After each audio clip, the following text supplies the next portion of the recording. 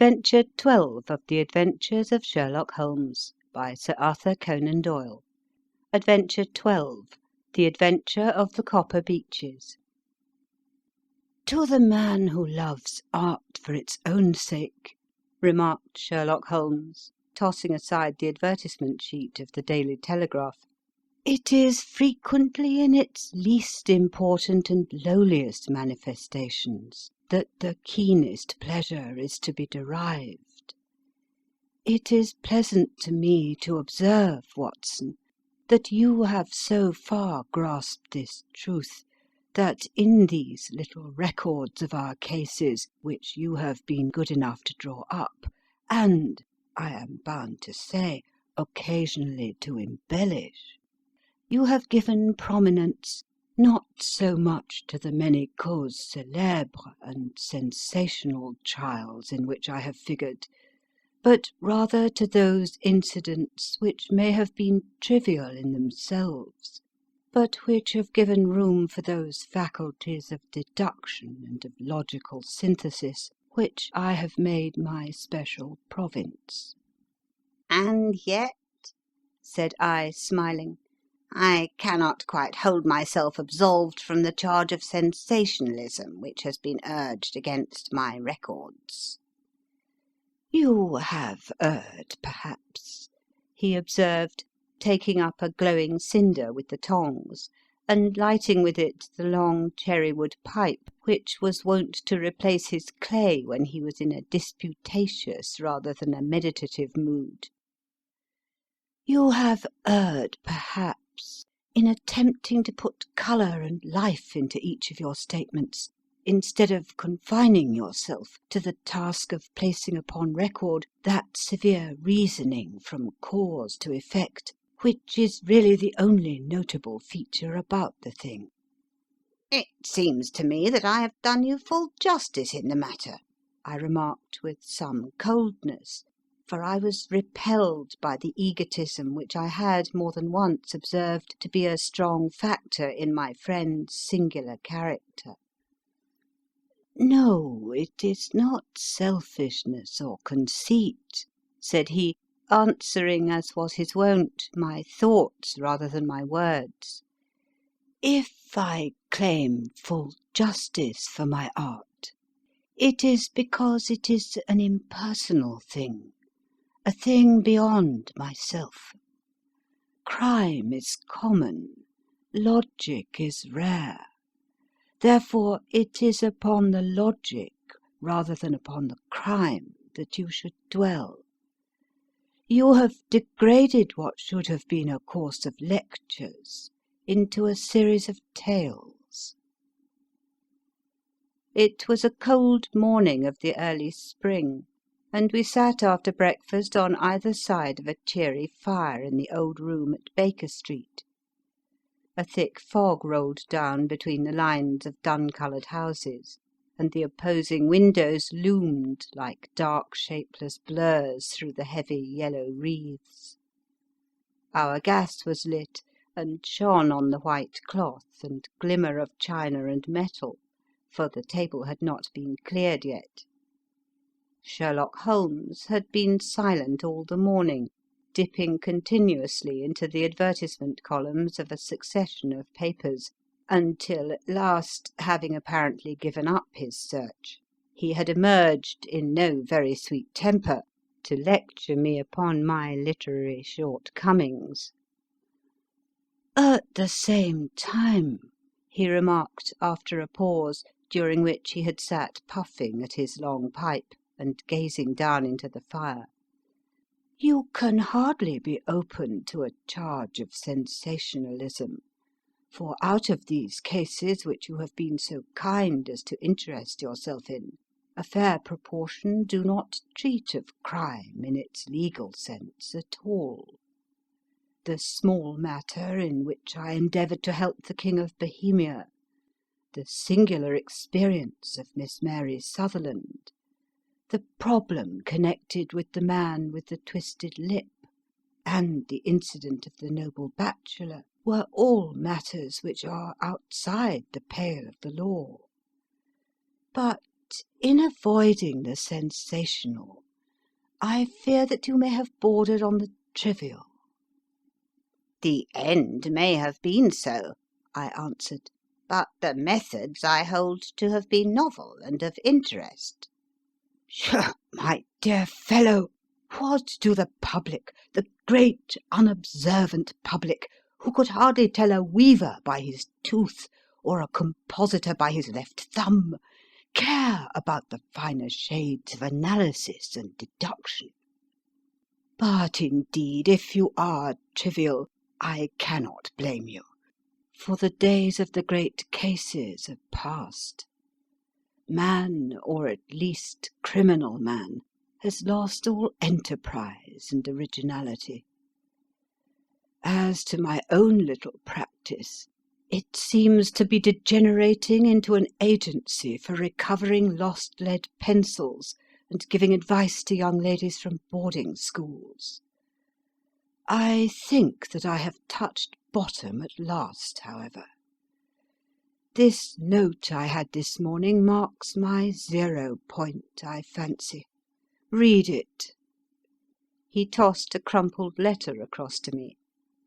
It was dated from Montague Place upon the preceding evening, and ran thus: "Dear Mr. Holmes, I am very anxious to consult you as to whether I should or should not accept a situation which has been offered to me as governess.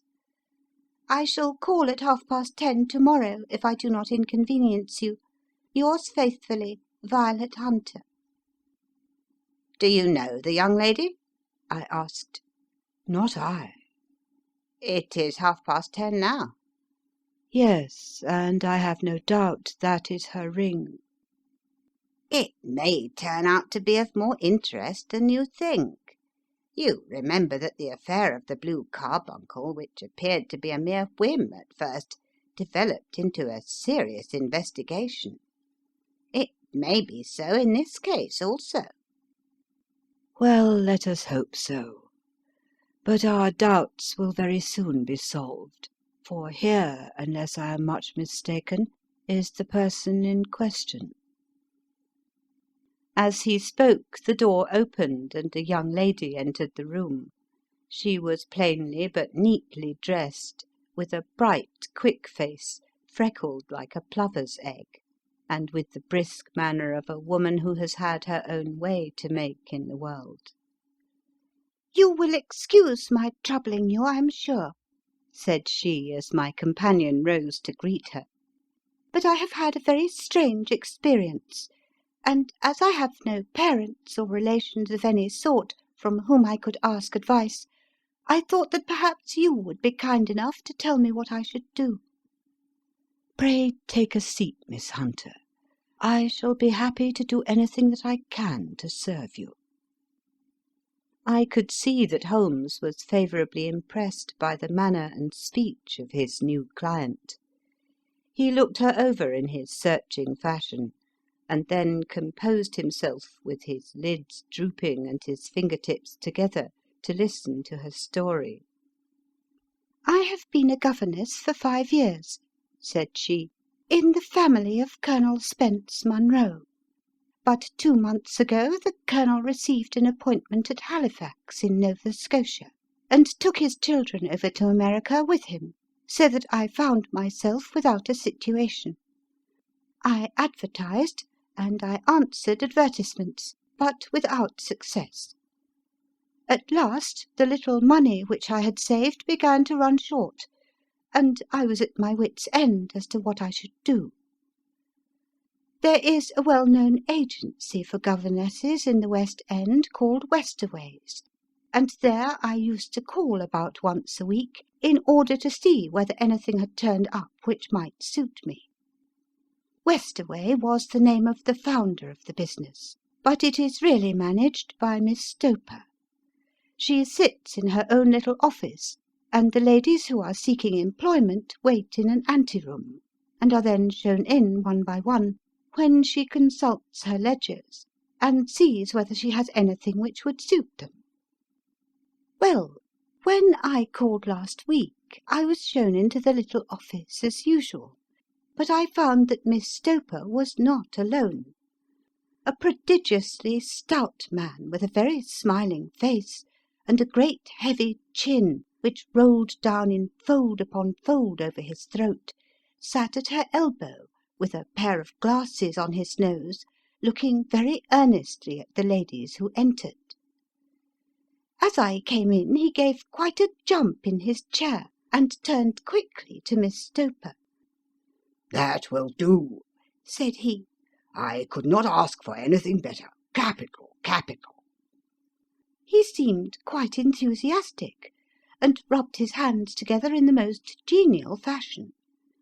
He was such a comfortable-looking man that it was quite a pleasure to look at him. "You are looking for a situation, miss?" he asked. "Yes, sir." "As governess?" "Yes, sir." "And what salary do you ask?" "I had £4 a month in my last place with Colonel Spence Munro." "Oh, tut, tut, sweating, rank sweating!" he cried, throwing his fat hands out into the air like a man who is in a boiling passion. "How could anyone offer so pitiful a sum to a lady with such attractions and accomplishments?" "My accomplishments, sir, may be less than you imagine," said I. "A little French, a little German, music, and drawing." "Tut, tut!" he cried. "This is all quite beside the question. The point is, have you or have you not the bearing and deportment of a lady? There it is in a nutshell. If you have not, you are not fitted for the rearing of a child who may some day play a considerable part in the history of the country. But if you have, why then, how could any gentleman ask you to condescend to accept anything under the 3 figures? Your salary with me, madam, would commence at £100 a year." You may imagine, Mr. Holmes, that to me, destitute as I was, such an offer seemed almost too good to be true. The gentleman, however, seeing, perhaps, the look of incredulity upon my face, opened a pocket-book and took out a note.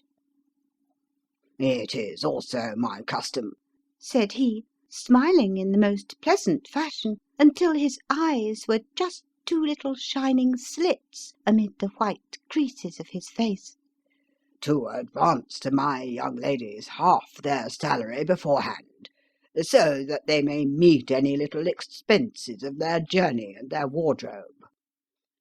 It seemed to me that I had never met so fascinating and so thoughtful a man.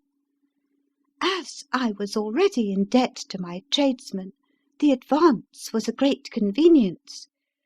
And yet there was something unnatural about the whole transaction, which made me wish to know a little more before I quite committed myself. "May I ask where you live, sir?" said I. "Hampshire, charming rural place. The Copper Beeches, 5 miles on the far side of Winchester. It is the most lovely country, my dear young lady, and the dearest old country house." "And my duties, sir? I should be glad to know what they would be." "One child, one dear little romper, just 6 years old. Oh, if you could see him killing cockroaches with a slipper! Smack, smack, smack! 3 gone before you could wink." I was a little startled at the nature of the child's amusement, but the father's laughter made me think that perhaps he was joking. "My sole duties, then," I asked, "are to take charge of a single child?" "No, no, not the sole, not the sole, my dear young lady," he cried.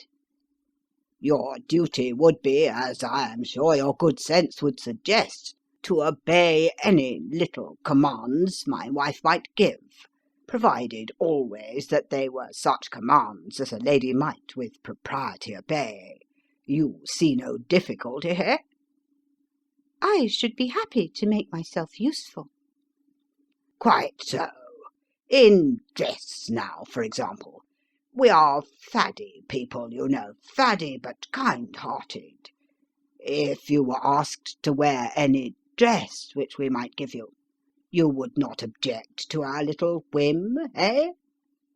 "No," said I, considerably astonished at his words. "Or to sit here or sit there, that would not be offensive to you?" "Oh, no." "Or to cut your hair quite short before you come to us?" I could hardly believe my ears. As you may observe, Mr. Holmes, my hair is somewhat luxuriant, and of a rather peculiar tint of chestnut. It has been considered artistic. I could not dream of sacrificing it in this off-hand fashion. "I am afraid that is quite impossible," said I. He had been watching me eagerly out of his small eyes, and I could see a shadow pass over his face as I spoke. "I am afraid that is quite essential," said he. "It is a little fancy of my wife's, and ladies' fancies, you know, madam, ladies' fancies must be consulted. And so you won't cut your hair?" "No, sir, I really could not," I answered firmly. "Ah, very well. Then that quite settles the matter. It is a pity, because in other respects you would really have done very nicely. In that case, Miss Stoper, I had best inspect a few more of your young ladies." The manageress had sat all this while busy with her papers, without a word to either of us. But she glanced at me now with so much annoyance upon her face that I could not help suspecting that she had lost a handsome commission through my refusal. "Do you desire your name to be kept upon the books?" she asked. "If you please, Miss Stoper." "Well, really, it seems rather useless, since you refuse the most excellent offers in this fashion," said she sharply. "You can hardly expect us to exert ourselves to find another such opening for you. Good day to you, Miss Hunter."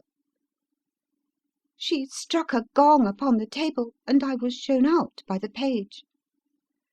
Well, Mr. Holmes, when I got back to my lodgings and found little enough in the cupboard, and 2 or 3 bills upon the table, I began to ask myself whether I had not done a very foolish thing. After all, if these people had strange fads and expected obedience on the most extraordinary matters, they were at least ready to pay for their eccentricity.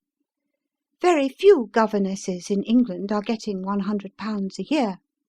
Besides, what use was my hair to me? Many people are improved by wearing it short, and perhaps I should be among the number.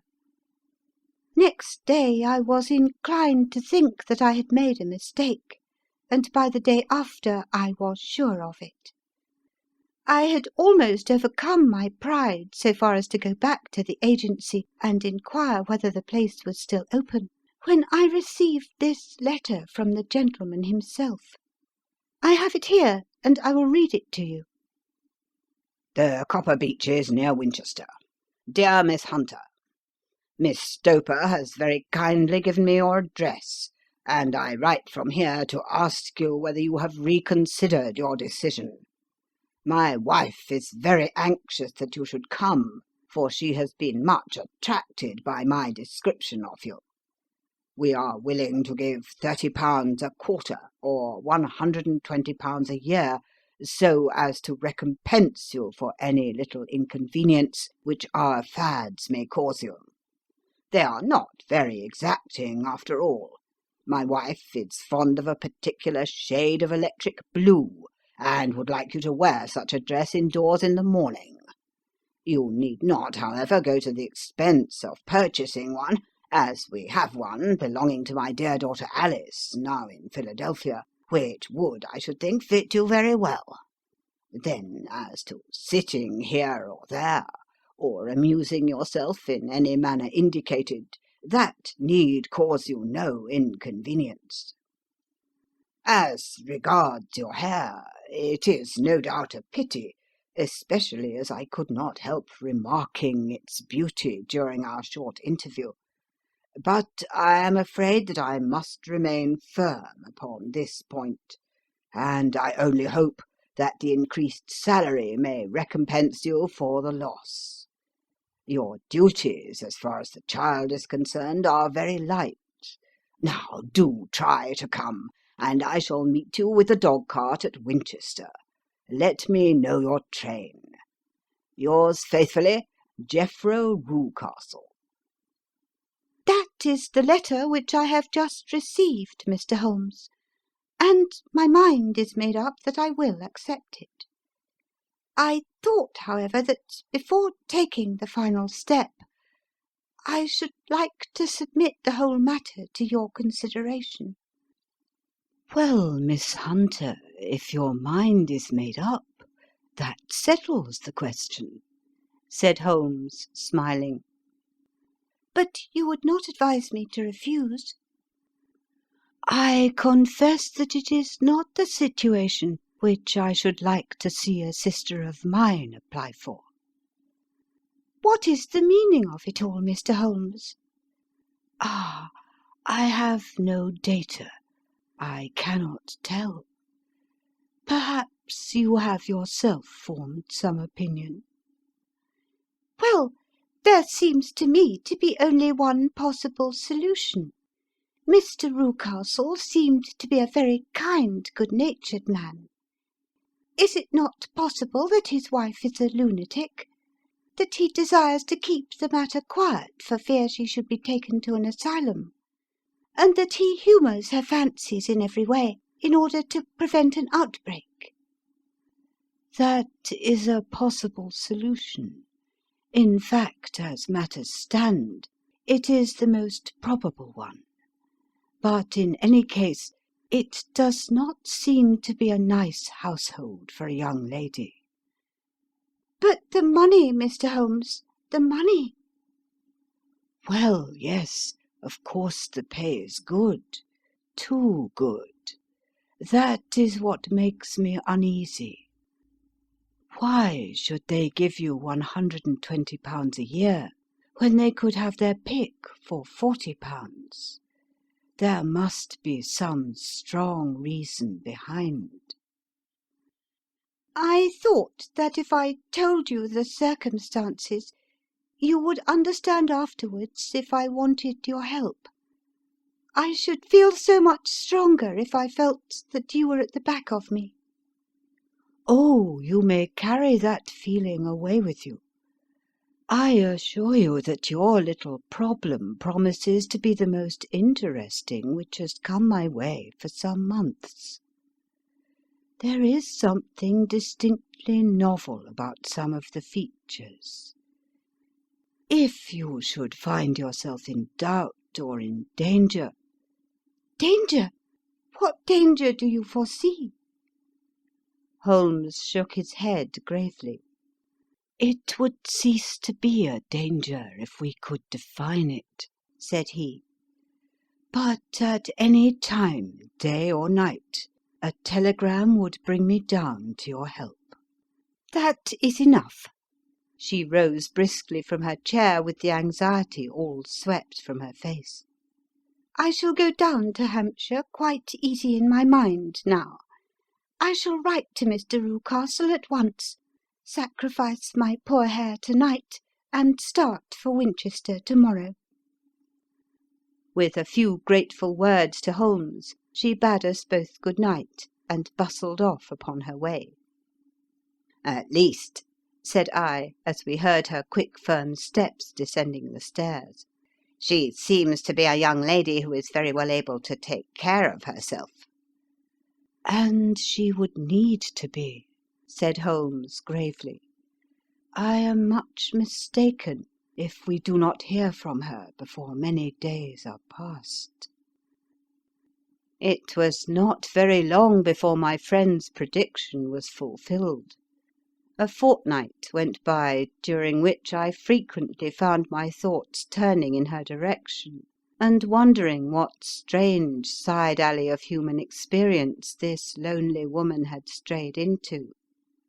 The unusual salary, the curious conditions, the light duties, all pointed to something abnormal, though whether a fad or a plot, or whether the man were a philanthropist or a villain, it was quite beyond my powers to determine.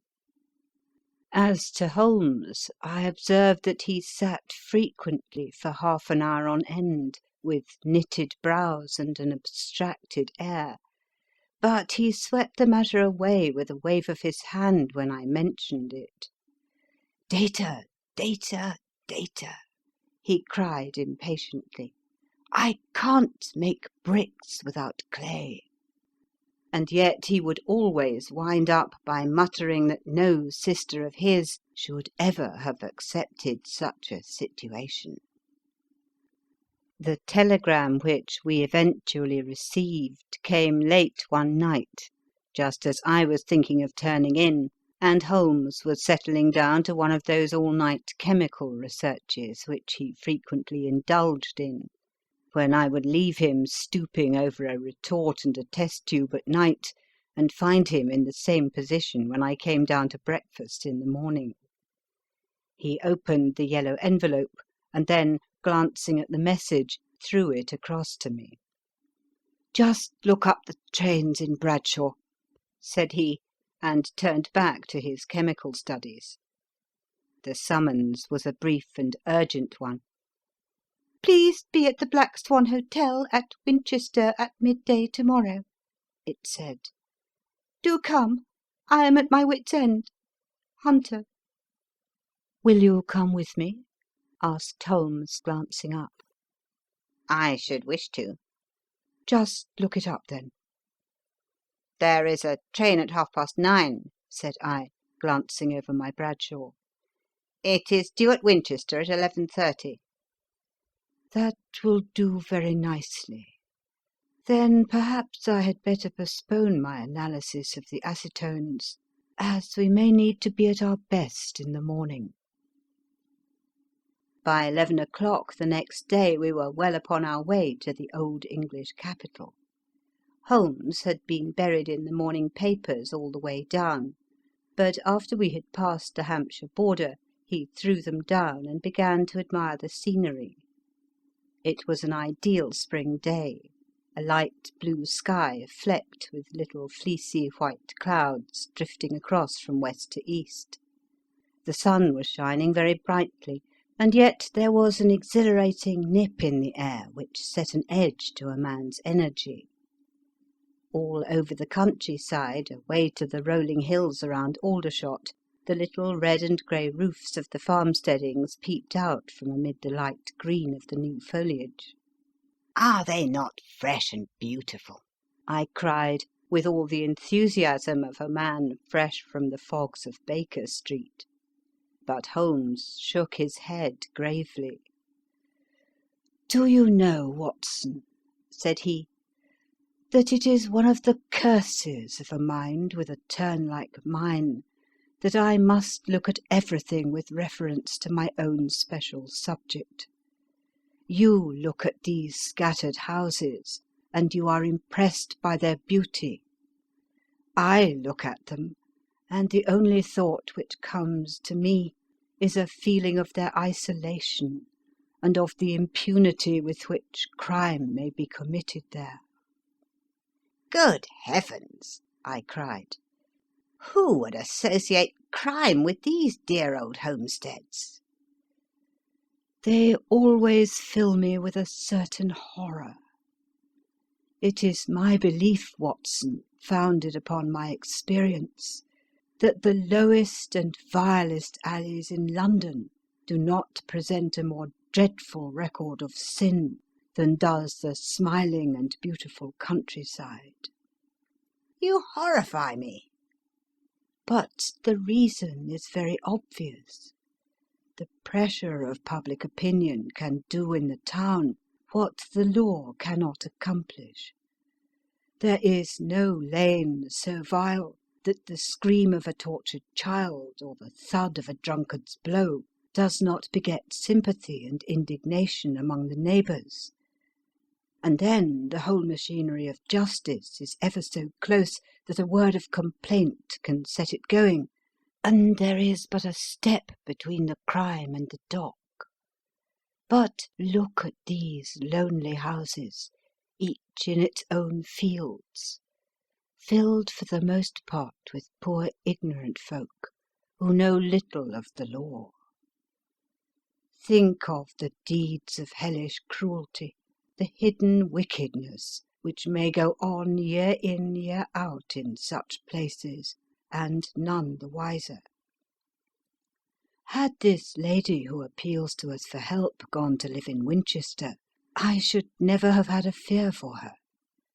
It is the 5 miles of country which makes the danger.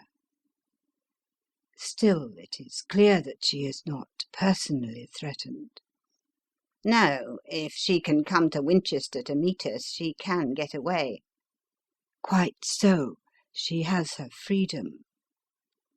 What can be the matter, then? Can you suggest no explanation? I have devised 7 separate explanations, each of which would cover the facts as far as we know them. But which of these is correct can only be determined by the fresh information which we shall no doubt find waiting for us. Well, there is the tower of the cathedral, and we shall soon learn all that Miss Hunter has to tell. The Black Swan is an inn of repute in the High Street at no distance from the station, and there we found the young lady waiting for us. She had engaged a sitting-room, and our lunch awaited us upon the table. "I am so delighted that you have come," she said earnestly. "It is so very kind of you both. But indeed I do not know what I should do. Your advice will be altogether invaluable to me." Pray tell us what has happened to you. "I will do so, and I must be quick, for I have promised Mr. Rucastle to be back before 3.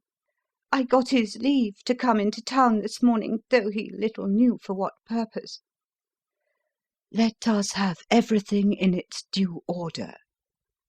Holmes thrust his long thin legs out towards the fire, and composed himself to listen. "In the first place, I may say that I have met, on the whole, with no actual ill treatment from Mr. and Mrs. Rucastle. It is only fair to them to say that. But I cannot understand them, and I am not easy in my mind about them." What can you not understand? "Their reasons for their conduct. But you shall have it all just as it occurred. When I came down, Mr. Rucastle met me here and drove me in his dog-cart to the Copper Beeches. It is, as he said, beautifully situated, but it is not beautiful in itself, for it is a large square block of a house, whitewashed, but all stained and streaked with damp and bad weather. There are grounds round it, woods on 3 sides, and on the 4th a field which slopes down to the Southampton high road, which curves past about 100 yards from the front door. This ground in front belongs to the house, but the woods all round are part of Lord Southerton's preserves. A clump of copper beeches immediately in front of the hall door has given its name to the place. I was driven over by my employer, who was as amiable as ever, and was introduced by him that evening to his wife and the child. There was no truth, Mr. Holmes, in the conjecture which seemed to us to be probable in your rooms at Baker Street. Mrs. Rucastle is not mad. I found her to be a silent, pale-faced woman, much younger than her husband, not more than 30, I should think, while he can hardly be less than 45.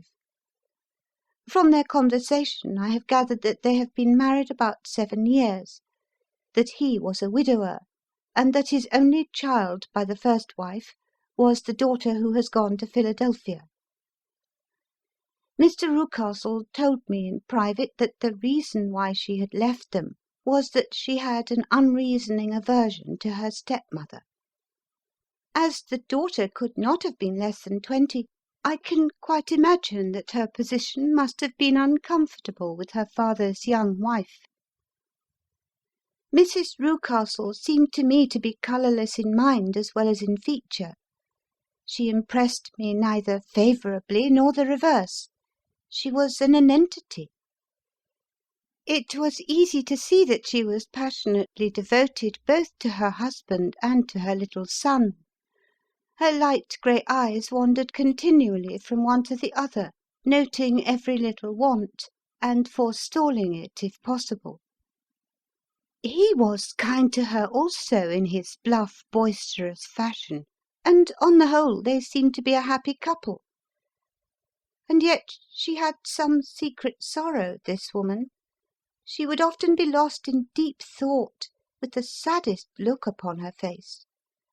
More than once I have surprised her in tears. I have thought sometimes that it was the disposition of her child which weighed upon her mind, for I have never met so utterly spoiled and so ill-natured a little creature.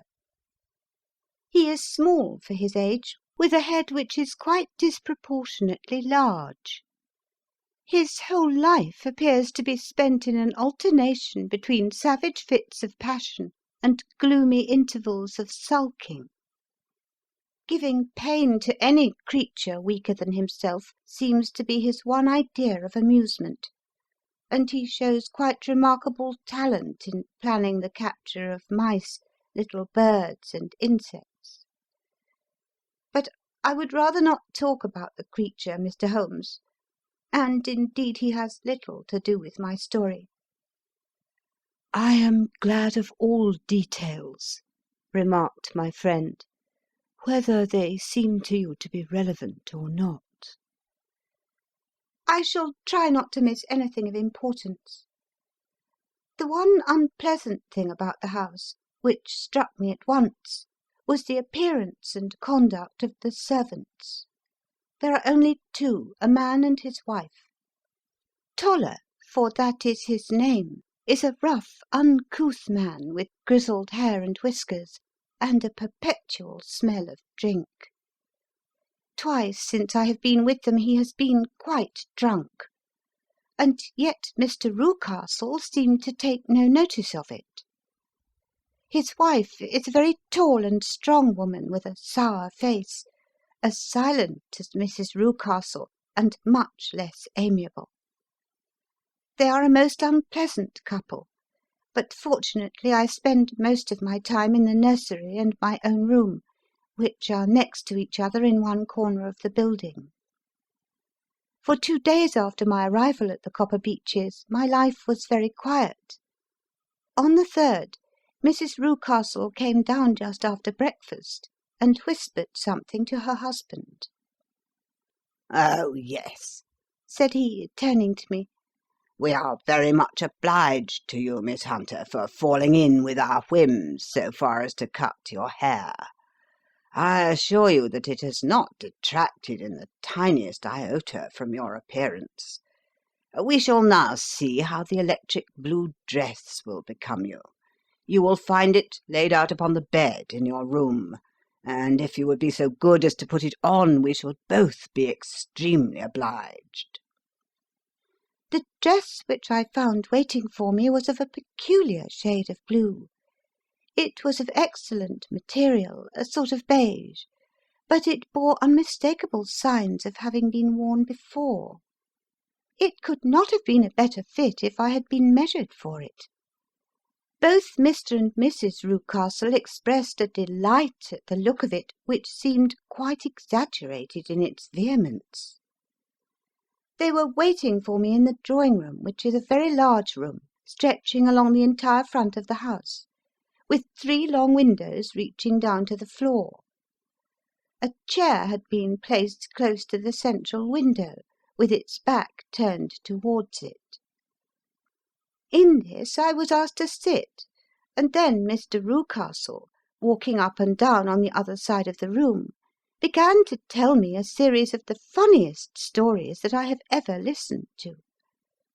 You cannot imagine how comical he was, and I laughed until I was quite weary.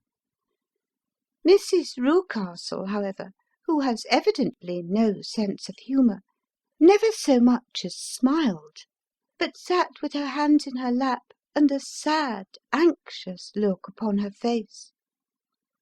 After an hour or so, Mr. Rucastle suddenly remarked that it was time to commence the duties of the day, and that I might change my dress and go to little Edward in the nursery. 2 days later this same performance was gone through under exactly similar circumstances. Again I changed my dress, again I sat in the window, and again I laughed very heartily at the funny stories of which my employer had an immense repertoire, and which he told inimitably. Then he handed me a yellow-backed novel, and, moving my chair a little sideways, that my own shadow might not fall upon the page, he begged me to read aloud to him. I read for about 10 minutes, beginning in the heart of a chapter, and then suddenly, in the middle of a sentence, he ordered me to cease and to change my dress. You can easily imagine, Mr. Holmes, how curious I became as to what the meaning of this extraordinary performance could possibly be. They were always very careful, I observed, to turn my face away from the window, so that I became consumed with the desire to see what was going on behind my back. At first it seemed to be impossible, but I soon devised a means. My hand mirror had been broken, so a happy thought seized me, and I concealed a piece of the glass in my handkerchief. On the next occasion, in the midst of my laughter, I put my handkerchief up to my eyes, and was able, with a little management, to see all that there was behind me.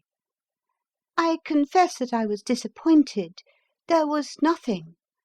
At least, that was my first impression. At the second glance, however, I perceived that there was a man standing in the Southampton Road, a small bearded man in a grey suit, who seemed to be looking in my direction.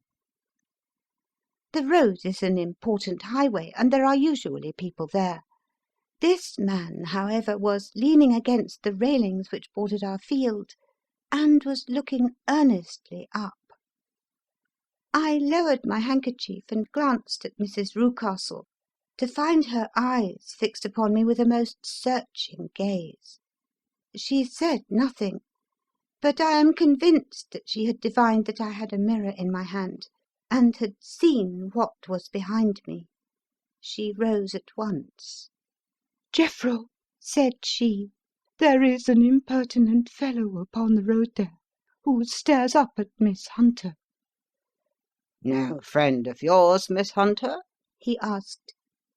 "No, I know no one in these parts." "Dear me, how very impertinent! Kindly turn round and motion to him to go away." "Surely it would be better to take no notice." No, no, we should have him loitering here always. Kindly turn round and wave him away, like that." I did as I was told, and at the same instant Mrs. Rucastle drew down the blind. That was a week ago, and from that time I have not sat again in the window, nor have I worn the blue dress, nor seen the man in the road. "Pray continue," said Holmes. "Your narrative promises to be a most interesting one." You will find it rather disconnected, I fear, and there may prove to be little relation between the different incidents of which I speak. On the very first day that I was at the Copper Beeches, Mr. Rucastle took me to a small outhouse which stands near the kitchen door. As we approached it, I heard the sharp rattling of a chain, and the sound as of a large animal moving about. "Look in here," said Mr. Rucastle, showing me a slit between two planks. Is he not a beauty? I looked through and was conscious of two glowing eyes and of a vague figure huddled up in the darkness. Don't be frightened, said my employer, laughing at the start which I had given. It's only Carlo, my mastiff. I call him mine, but really old Toller, my groom, is the only man who can do anything with him. We feed him once a day, and not too much then, so that he is always as keen as mustard. Toller lets him loose every night, and God help the trespasser whom he lays his fangs upon. For goodness' sake, don't you ever on any pretext set your foot over the threshold at night, for it's as much as your life is worth. The warning was no idle one, for 2 nights later I happened to look out of my bedroom window about 2 o'clock in the morning. It was a beautiful moonlight night, and the lawn in front of the house was silvered over and almost as bright as day. I was standing wrapped in the peaceful beauty of the scene when I was aware that something was moving under the shadow of the Copper Beeches. As it emerged into the moonshine, I saw what it was.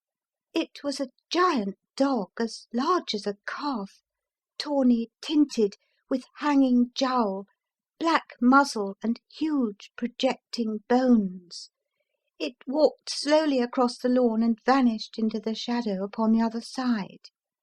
That dreadful sentinel sent a chill to my heart, which I do not think that any burglar could have done. And now I have a very strange experience to tell you. I had, as you know, cut off my hair in London, and I had placed it in a great coil at the bottom of my trunk. One evening, after the child was in bed, I began to amuse myself by examining the furniture of my room, and by rearranging my own little things. There was an old chest of drawers in the room, the 2 upper ones empty and open, the lower one locked. I had filled the first 2 with my linen, and as I had still much to pack away, I was naturally annoyed at not having the use of the 3rd drawer. It struck me that it might have been fastened by a mere oversight, so I took out my bunch of keys and tried to open it. The very first key fitted to perfection, and I drew the drawer open. There was only one thing in it, but I am sure that you would never guess what it was. It was my coil of hair. I took it up and examined it. It was of the same peculiar tint and the same thickness. But then the impossibility of the thing obtruded itself upon me. How could my hair have been locked in the drawer?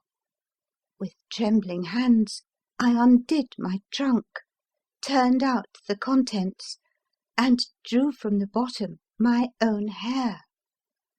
I laid the 2 tresses together, and I assure you that they were identical. Was it not extraordinary?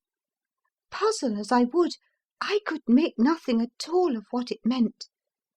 I returned the strange hair to the drawer, and I said nothing of the matter to the Rucastles, as I felt that I had put myself in the wrong by opening a drawer which they had locked.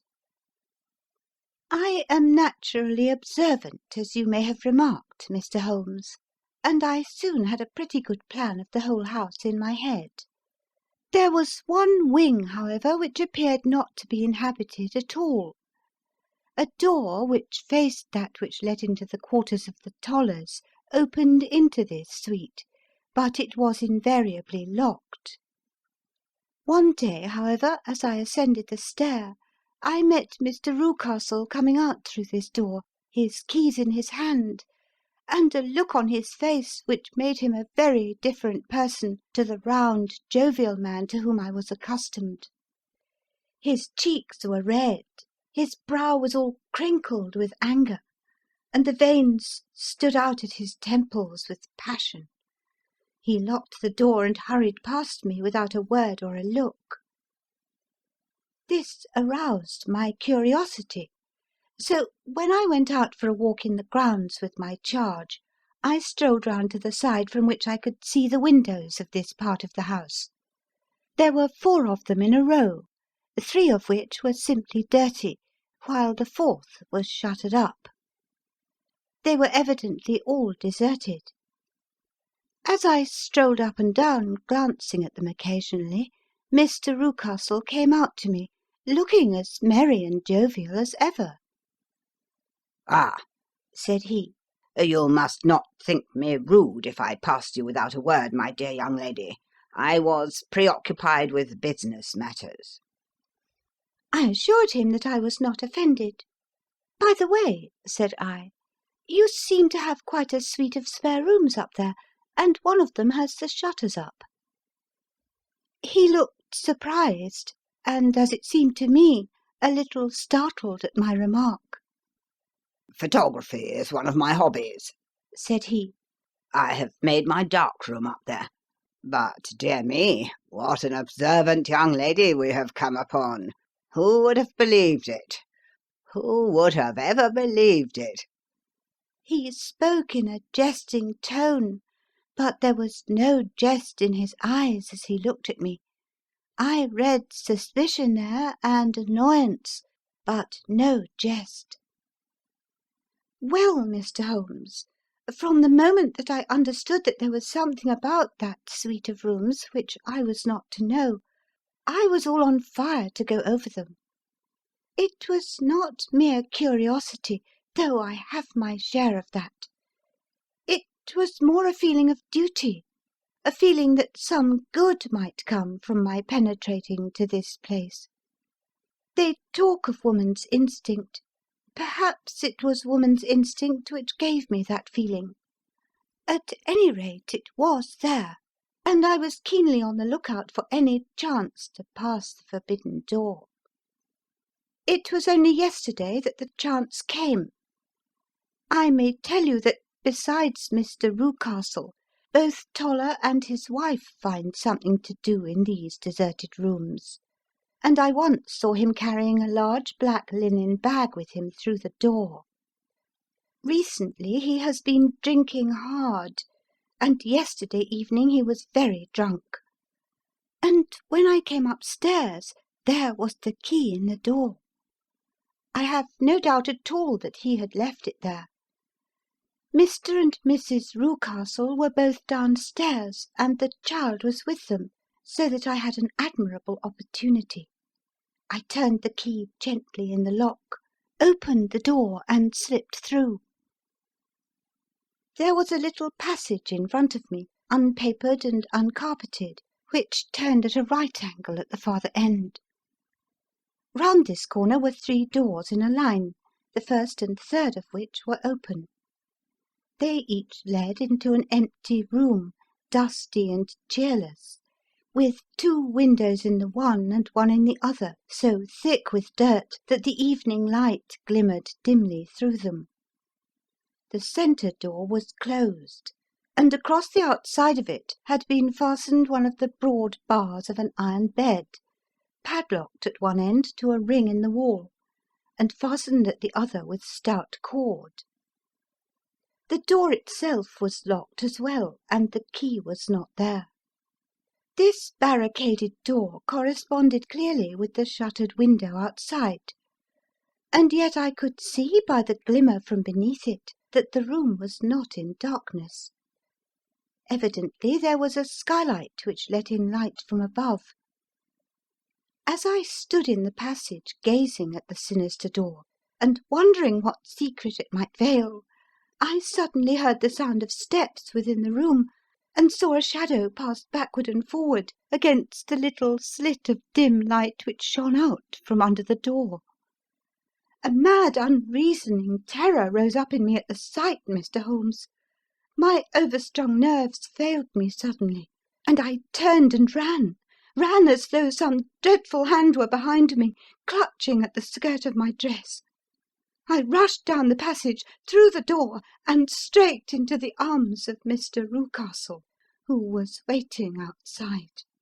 "So," said he, smiling, "it was you, then? I thought that it must be when I saw the door open." "Oh, I am so frightened," I panted. My dear young lady, my dear young lady. You cannot think how caressing and soothing his manner was. And what has frightened you, my dear young lady?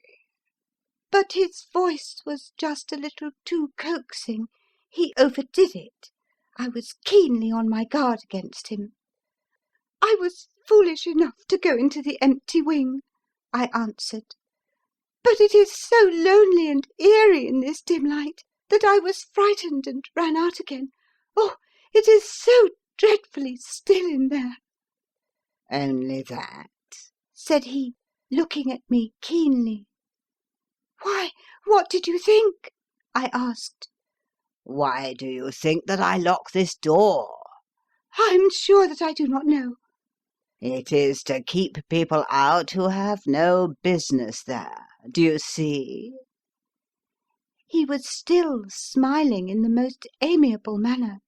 "I'm sure if I had known—" Well, then, you know now. And if you ever put your foot over that threshold again—" Here, in an instant, the smile hardened into a grin of rage, and he glared down at me with the face of a demon. "I'll throw you to the mastiff." I was so terrified that I do not know what I did. I suppose that I must have rushed past him into my room. I remember nothing until I found myself lying on my bed, trembling all over. Then I thought of you, Mr. Holmes. I could not live there longer without some advice. I was frightened of the house, of the man, of the woman, of the servants, even of the child. They were all horrible to me. If I could only bring you down, all would be well. Of course I might have fled from the house, but my curiosity was almost as strong as my fears. My mind was soon made up. I would send you a wire. I put on my hat and cloak, went down to the office, which is about half a mile from the house, and then returned feeling very much easier. A horrible doubt came into my mind as I approached the door, lest the dog might be loose, but I remembered that Toller had drunk himself into a state of insensibility that evening, and I knew that he was the only one in the household who had any influence with the savage creature, or who would venture to set him free. I slipped in safety, and lay awake half the night in my joy at the thought of seeing you.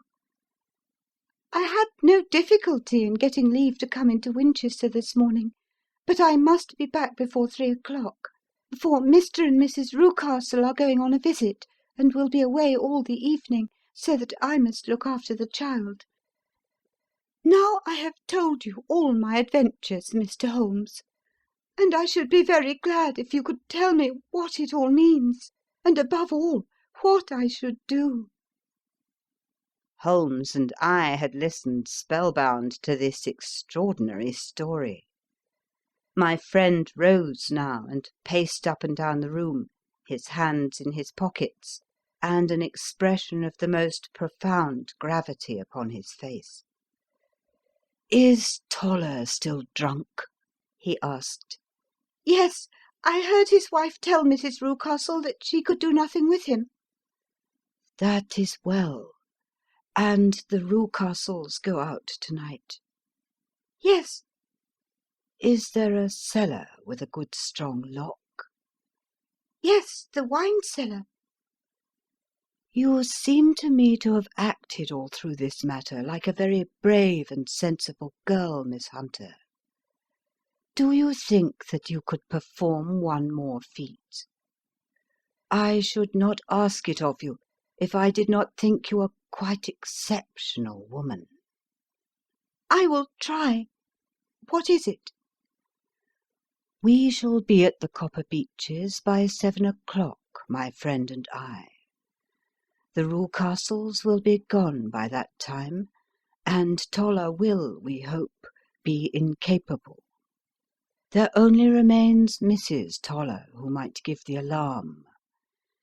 If you could send her into the cellar on some errand, and then turn the key upon her, You would facilitate matters immensely." "I will do it." "Excellent. We shall then look thoroughly into the affair. Of course, there is only one feasible explanation. You have been brought there to personate someone, and the real person is imprisoned in this chamber. That is obvious. As to who this prisoner is, I have no doubt that it is the daughter, Miss Alice Rucastle, if I remember right, who was said to have gone to America. You were chosen, doubtless, as resembling her in height, figure, and the colour of your hair. Hers had been cut off, very possibly in some illness through which she has passed, and so, of course, yours had to be sacrificed also. By a curious chance you came upon her tresses. The man in the road was undoubtedly some friend of hers, possibly her fiancé, and, no doubt, as you wore the girl's dress and were so like her, he was convinced from your laughter whenever he saw you, and afterwards from your gesture, that Miss Rucastle was perfectly happy, and that she no longer desired his attentions. The dog is let loose at night to prevent him from endeavouring to communicate with her. So much is fairly clear. The most serious point in the case is the disposition of the child." "What on earth has that to do with it?" I ejaculated. My dear Watson, you as a medical man are continually gaining light as to the tendencies of a child by the study of the parents. Don't you see that the converse is equally valid? I have frequently gained my first real insight into the character of parents by studying their children. This child's disposition is abnormally cruel, merely for cruelty's sake, and whether he derives this from his smiling father, as I should suspect, or from his mother, it bodes evil for the poor girl who is in their power." "I am sure that you are right, Mr. Holmes," cried our client. "A thousand things come back to me which make me certain that you have hit it.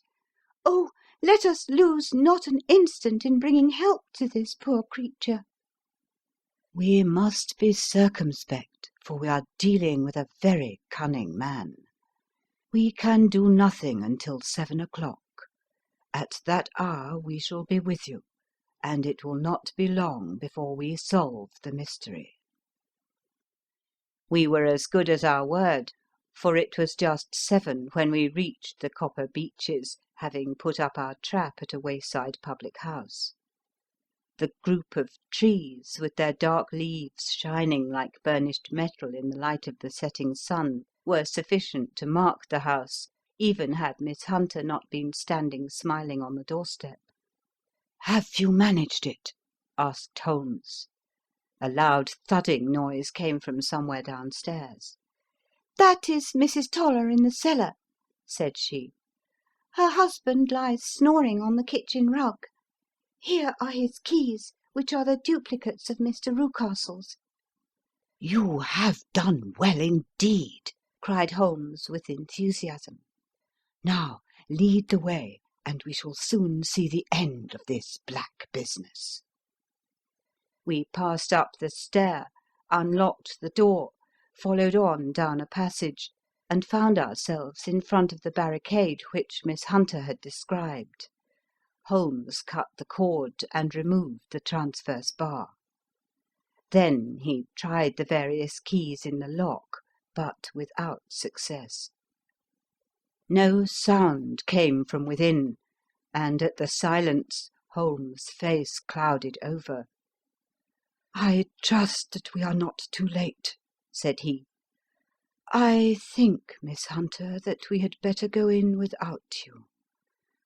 Now, Watson, put your shoulder to it, and we shall see whether we cannot make our way in." It was an old rickety door, and gave at once before our united strength. Together we rushed into the room. It was empty. There was no furniture save a little pallet bed, a small table, and a basketful of linen. The skylight above was open, and the prisoner gone. "There has been some villainy here," said Holmes. "This beauty has guessed Miss Hunter's intentions and has carried his victim off." "But how?" "Through the skylight. We shall soon see how he managed it." He swung himself up onto the roof. "Ah, yes," he cried. "Here's the end of a long light ladder against the eaves. That is how he did it." "But it is impossible," said Miss Hunter. "The ladder was not there when the Rucastles went away." "He has come back and done it. I tell you that he is a clever and dangerous man. I should not be very much surprised if this were he whose step I hear now upon the stair. I think, Watson, that it would be as well for you to have your pistol ready." The words were hardly out of his mouth before a man appeared at the door of the room, a very fat and burly man with a heavy stick in his hand. Miss Hunter screamed and shrunk against the wall at the sight of him, but Sherlock Holmes sprang forward and confronted him. "You villain!" said he. "Where's your daughter?"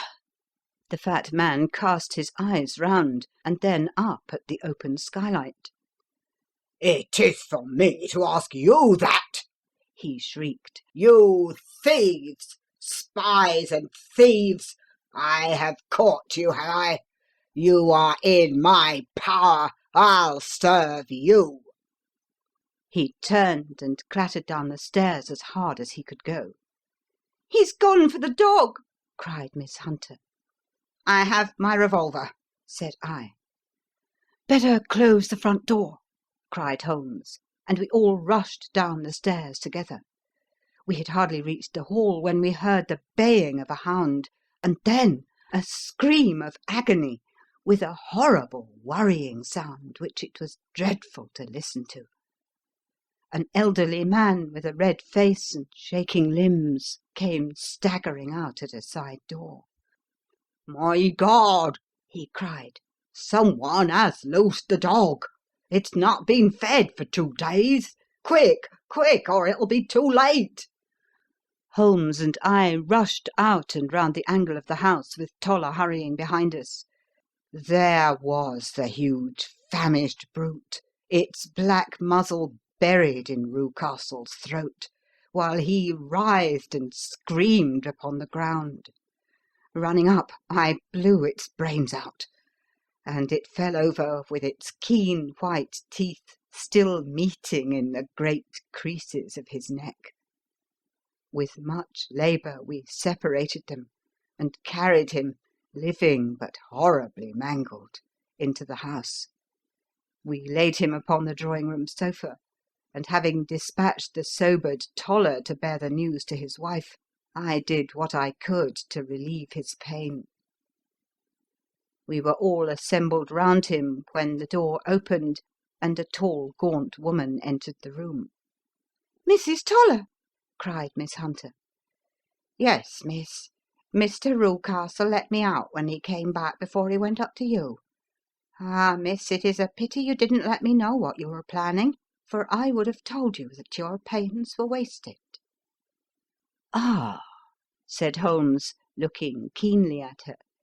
"It is clear that Mrs. Toller knows more about this matter than anyone else." "Yes, sir, I do, and I am ready enough to tell you what I know." "Then pray sit down and let us hear it, for there are several points on which I must confess that I am still in the dark." "I will soon make it clear to you," said she, "and I'd have done so before now if I could have got out from the cellar. If there's police court business over this, You'll remember that I was the one that stood your friend, and that I was Miss Alice's friend too. She was never happy at home, Miss Alice wasn't, from the time that her father married again. She was slighted like, and had no say in anything.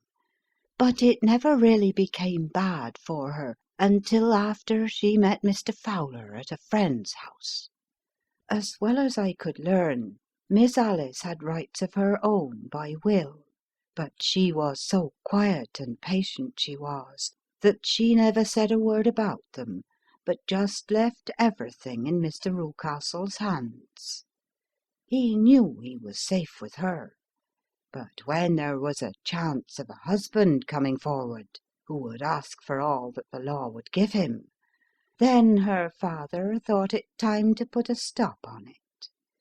He wanted her to sign a paper, so that whether she married or not, he could use her money. When she wouldn't do it, he kept on worrying her until she got brain fever, and for 6 weeks was at death's door. Then she got better at last, all worn to a shadow, and with her beautiful hair cut off. But that didn't make no change in her young man, and he stuck to her as true as man could be. Ah, said Holmes, I think that what you have been good enough to tell us makes the matter fairly clear, and that I can deduce all that remains. Mr. Rucastle, then, I presume, took to this system of imprisonment? Yes, sir. And brought Miss Hunter down from London in order to get rid of the disagreeable persistence of Mr. Fowler? That was it, sir. But Mr. Fowler, being a persevering man, as a good seaman should be, blockaded the house, and having met you, succeeded by certain arguments, metallic or otherwise, in convincing you that your interests were the same as his. Mr. Fowler was a very kind-spoken, free-handed gentleman, said Mrs. Toller serenely. And in this way he managed that your good man should have no want of drink, and that a ladder should be ready at the moment when your master had gone out. You have it, sir, just as it happened. I am sure we owe you an apology, Mrs. Toller, said Holmes, for you have certainly cleared up everything which puzzled us. And here comes the country surgeon and Mrs. Rucastle. So I think, Watson, that we had best escort Miss Hunter back to Winchester, as it seems to me that our locus standi now is rather a questionable one.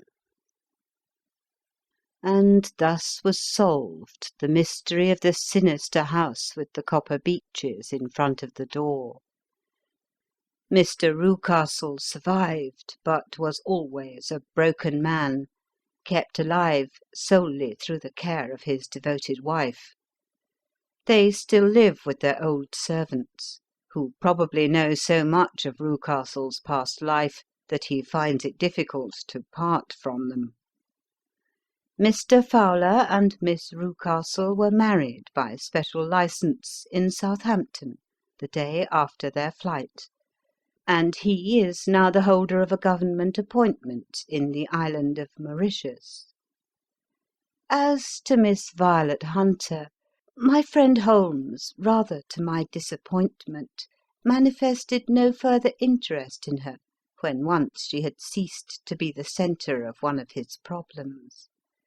And she is now the head of a private school at Walsall, where I believe that she has met with considerable success. End of Adventure 12, The Adventure of the Copper Beeches, and end of The Adventures of Sherlock Holmes by Sir Arthur Conan Doyle.